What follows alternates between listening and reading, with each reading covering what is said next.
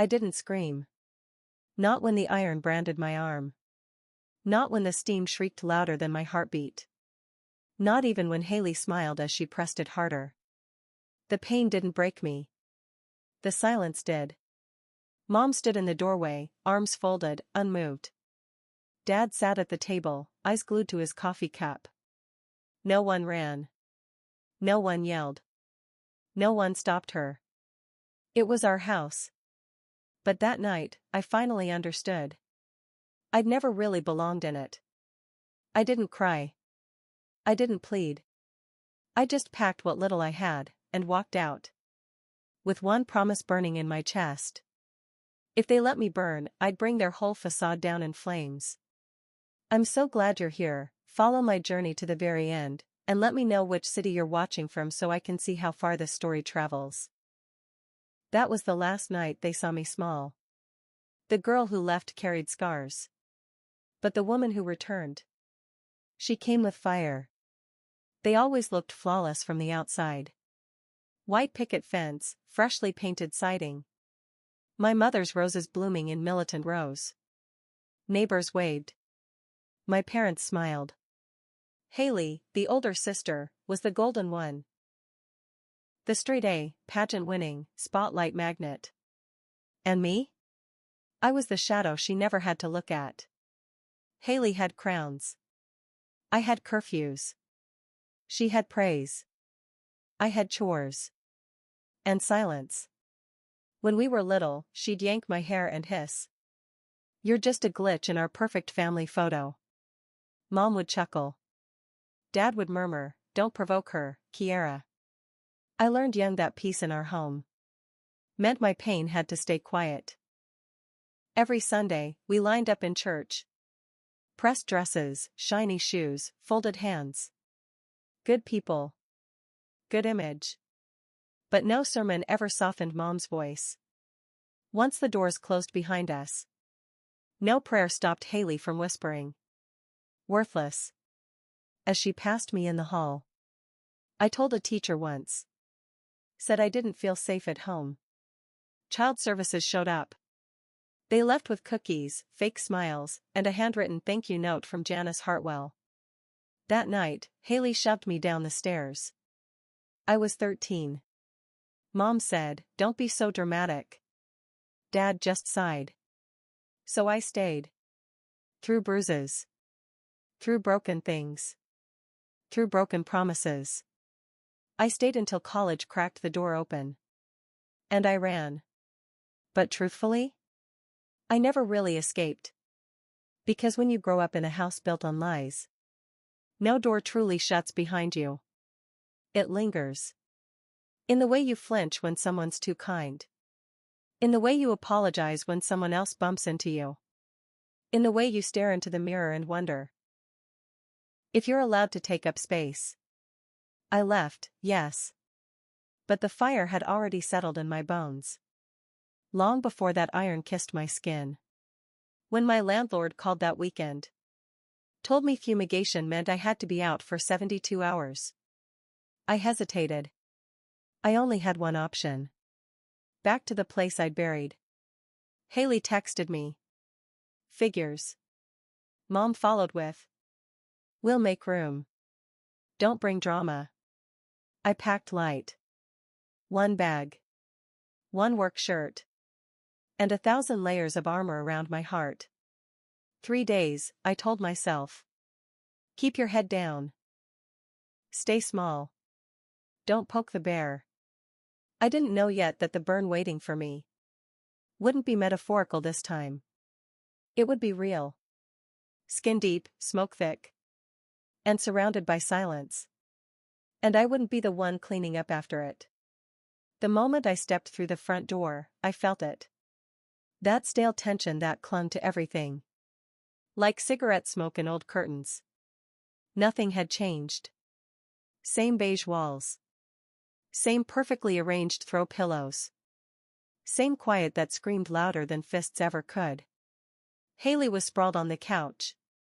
Legs across the table like royalty that never stepped down. Phone in hand. Fake lashes. Real poison. She didn't greet me.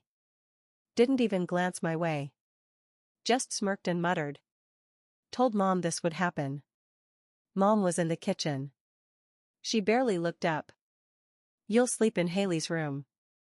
Yours is full of boxes. Like I was a task. Not a daughter. Haley finally looked at me. Eyes sharp and smiling at the same time. House rules, she said, voice syrupy and bitter. Don't touch my stuff. Don't use my mirror. And don't breathe too loud. I wanted to laugh. But my throat didn't remember how. That night, I slept with one eye open. She left the light on. Blasting TikToks at full volume. Scrolling for hours. The next morning, she accidentally spilled nail polish on my only clean shirt. Mom didn't blink. Dad wasn't home. But even if he were, he'd just go back to his crossword. Day 2, I avoided the house.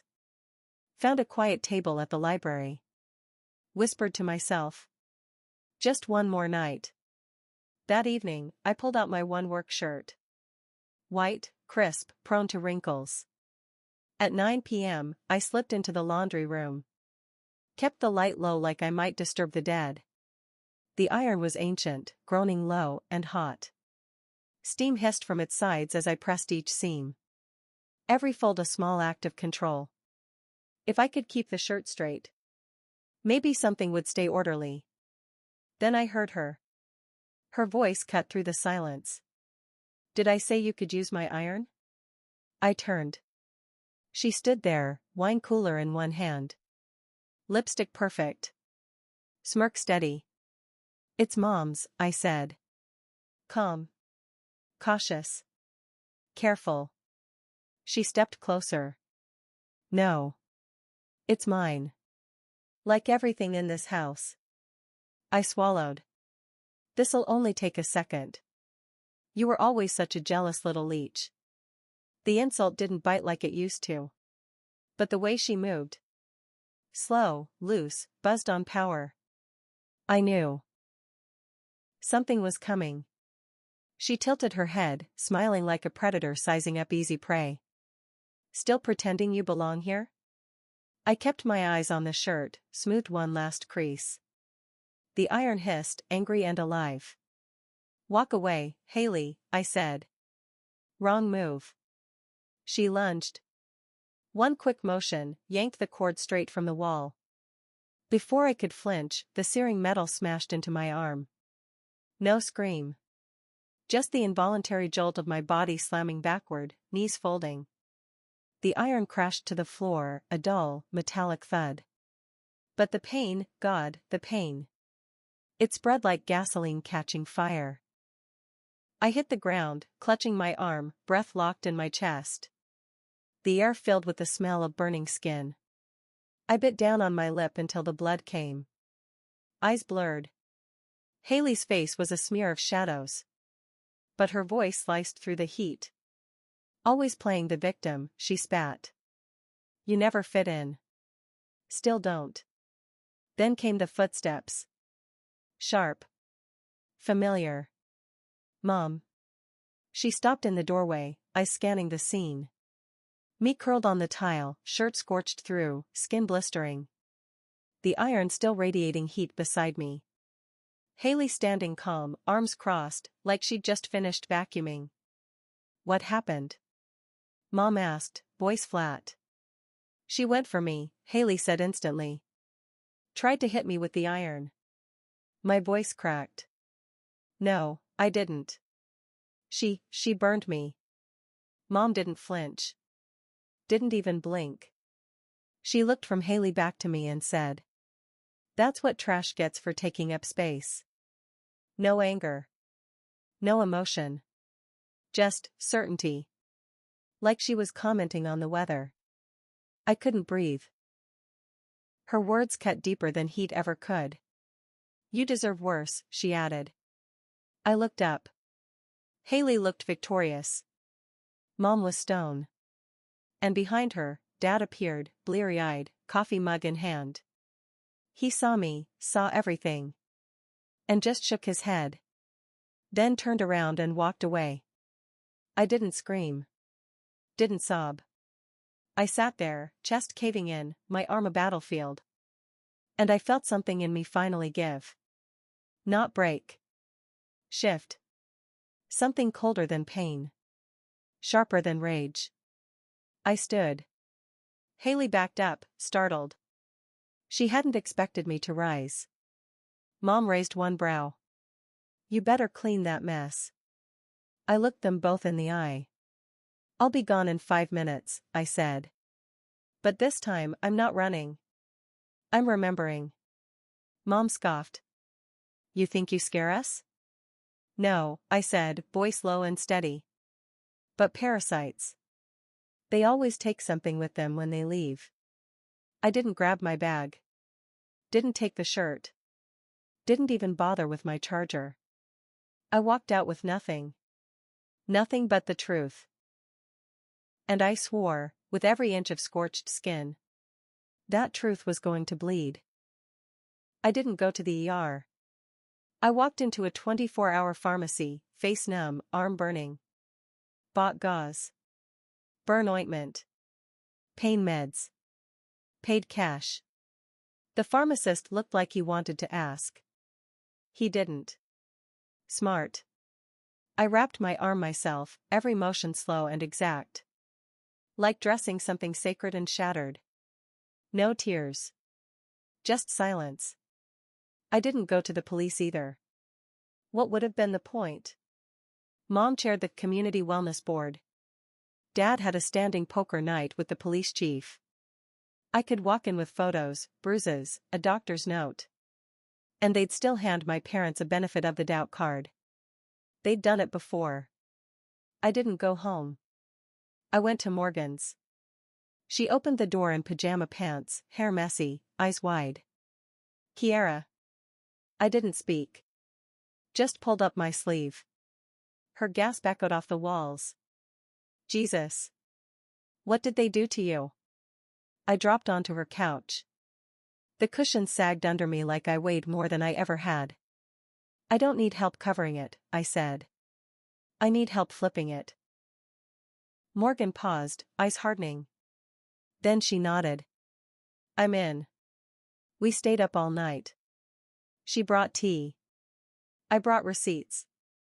Old texts, saved voicemails, screenshots, bruises photographed in secret.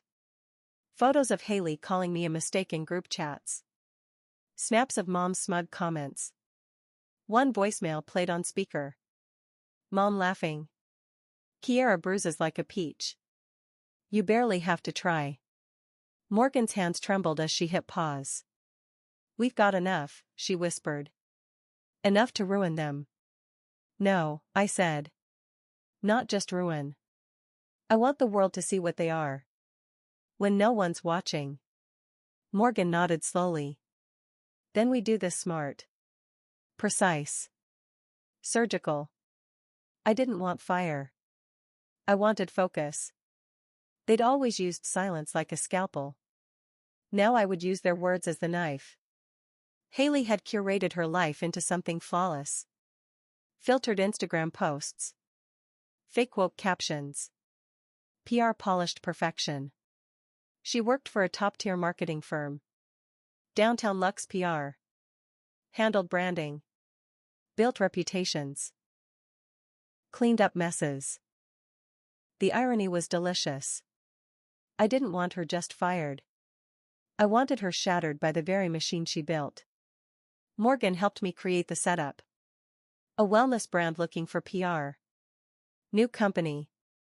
Burn phone. Fake email. Morgan's apartment listed as the business address. We requested Haley by name.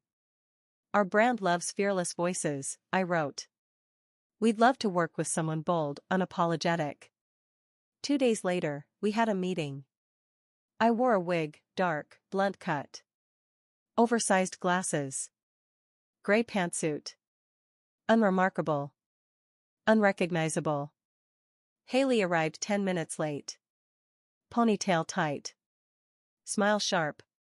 She didn't recognize me. Not a flicker. The meeting was short. I asked scripted questions. Pretended to admire her. Then slid a thick envelope across the table. "What's this?" she asked, opening it casually. Inside. Photos of bruises. Screenshots of her messages. A printed transcript of her voicemail. Honestly, slapping the loser straight is the only thing that works. I watched her face shift. Confusion, disbelief, horror. She looked up slowly, her voice lowering. "Who do you think you are?" I leaned in, calm. "I'm the crack in your perfect image. The spark you tried to smother." Her fingers shook. "I'll sue you." I didn't flinch. Just tapped my phone. Behind her, near the window, Morgan's friend, an unpaid intern with a borrowed lens, had filmed the entire meeting. We left before Haley could say another word. By morning, Lux PR issued a public statement. Due to recent behavioral concerns and submitted evidence, Miss Hartwell's employment has been terminated pending review. Her Instagram went black. Brand deals dropped. By Friday, she was trending, but not the way she liked. I didn't post. Didn't gloat. Just drank coffee beside Morgan and said quietly, "One down." And for the first time in forever, the warmth I felt didn't burn. Haley might have ruled online optics. But Mom? She owned the real world. Church meetings. Fundraisers. PTA speeches. Janice Hartwell. Champion of family values. 3-time Mother of the Year. A living portrait of virtue. But no one ever saw her in the shadows. Not when she chuckled while Haley bruised me. Not when she whispered I was a mistake who overstayed her welcome. I waited. The right moment would come. And it did. The Spring Community Gala. Mom's annual performance of grace and resilience. She was scheduled to speak from the podium, basking in the glow of applause and staged empathy. I bought a ticket. Black dress. Quiet heels. No one recognized me. As she stepped on stage, the room clapped. Phones rose. Cameras ready. She started. "This community is built on kindness, on mercy, and on love that begins at home." I moved forward. Calm. The event host blinked when I handed her a flash drive. "Anonymous submission," I said. "For tonight's tribute segment. It's called What Family Really Means." The lights faded. The projector blinked to life. First, a photo of a bruised arm. Then, a close-up of burned skin. Next, audio. Mom's voice, casual and cold. "Kiera bruises like a peach. It's almost funny how easy it is." Gasps. Another recording. "She should never have been born. I prayed for a son." Silence. I watched her freeze. Her face stayed composed, but her grip crushed the podium. The crowd hushed. Phones lowered. I stepped just close enough to be heard. "Isn't that what trash deserves, Janice?" I whispered. "Enjoy the spotlight. This time, it's your son." Edited. She dropped the mic, literally. And ran. By morning, it was everywhere. The church board requested her resignation. Event sponsors pulled out. The local paper erased her from its archive of legacy mothers. She claimed it was fake. Manipulated audio. Deepfaked video. But the truth doesn't need to scream. It just needs to play. And this time, no one clapped. I braced for silence. What I didn't expect was a lawsuit. 2 weeks after the gala, an envelope arrived. Return address, Janice Hartwell. Inside, legal jargon. Defamation. Emotional distress. Reputational sabotage. It would have been laughable if it weren't so hollow. The same woman who watched her child burn was now claiming to be the victim. Olivia joined in. "They accused me of fabricating everything. Photos, recordings, dates. Said I was unstable. Jealous. Attention-seeking. But this wasn't high school. And their safety net had snapped. No more donors, no PR shields, no lawyers. Meanwhile, I had been building. Quietly. Smartly. By the time the hearing came, I walked in alone. Sharp suit. Steady voice. The burn mostly healed. Mom and Olivia sat across from me. Dressed in outdated Sunday best and desperation. Mom clutching pearls like they were armor. Olivia hiding behind tinted glasses. They called me broken. Dangerous. But when the judge asked for proof, I handed him the folder. Screenshots. Clinic receipts. Transcripts. And a 2-year-old email from Olivia titled, "You were born unwanted. Don't forget it." The judge skimmed. He didn't ask much. After 20 minutes, he looked up. "This isn't a lawsuit," he said. "This is intimidation. Case dismissed." He paused. "On record. Permanently." Mom gasped. Olivia broke down. I didn't say a word. Just stood. Gathered my folder. And walked past them. Not as their victim. Not even as their daughter. But as the storm they created. Finally striking back. I didn't go home. Not to my apartment. Not to Morgan's. I went to Phoenix Reach. The nonprofit I'd been quietly helping fund. We had just signed the lease. A small office. One room for legal support. One for trauma therapy. Our motto hung above the entrance. Not all burns leave visible scars. We help those hurt by the people no one suspects. Sisters, mothers, aunts. The ones who hide abuse behind birthday candles and church bulletins. 6 weeks later, a journalist reached out. Said they'd heard whispers. I agreed to speak, anonymously. The interview aired on a Wednesday. One line spread like wildfire. She pressed a hot iron into my skin. But the real scar was the silence. That's what I broke. Thousands responded. Emails. Letters. Stories just like mine. Of course Olivia saw it. She posted a teary video. Stammering. Denials. Regret soaked in performance. But the comments had already turned. You hurt your sister. And now you're angry she turned that pain into something you can't erase. Her following collapsed. Her landlord terminated her lease. PR firms blocked her name. Mom tried volunteering again. The center politely told her. We're at capacity. One night, my phone rang. Haley's number. Her voice cracked. I lost everything. No, I said gently. You lost everyone. Click. I silenced the phone. Then walked into the counseling room. Where a teenage girl sat with her sleeve pulled low. I smiled. And in that moment, I knew. They tried to burn me alive. But I didn't just survive. I became fireproof. And from their ashes, I built something they will never be able to touch.